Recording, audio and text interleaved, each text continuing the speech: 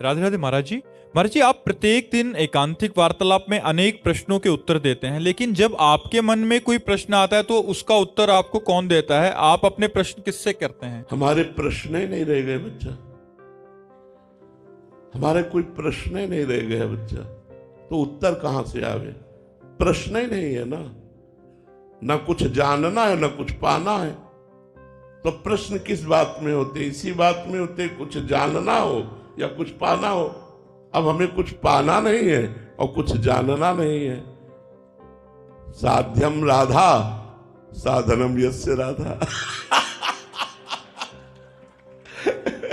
हमारे कोई प्रश्न ही नहीं बच्चा, हमारे कोई प्रश्न ही नहीं है। साध्यम राधा साधनम यस्य राधा। महाराज जी, जब प्रारंभिक अवस्था थी आपकी, जब साधन काल में जो आपका, तब आपके प्रश्नों का हल पूज्यपाद पढ़ाता है स्मरणीय उड़िया बाबा, उनकी वाणी हमारे साथ बिल्कुल बगल में बज रहती थी। पूज्यपाद उड़िया बाबा के उपदेश और उनके जीवन भर के संस्मरण है, वो हमारे पास रहते थे। कभी कोई रात ऐसी नहीं गई जो तकिया के पास उड़िया बाबा न विराजमान हो।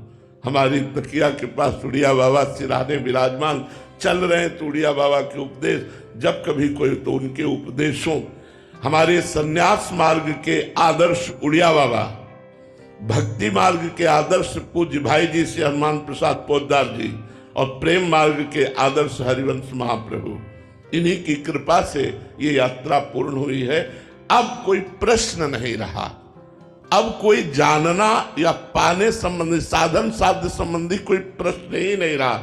और आपसे सच्ची कहते हैं कि हमें साधन के समय भी कोई प्रश्न नहीं रहता था। आगे से आगे मार्ग दिखाई दे रहा है तो प्रश्न क्या करें? हमें अगला कदम कहाँ रखना है ये हमें दिखाई दे रहा है तो हम प्रश्न क्यों करें? हमें तो पता है ना अगला कदम हमारा ये है।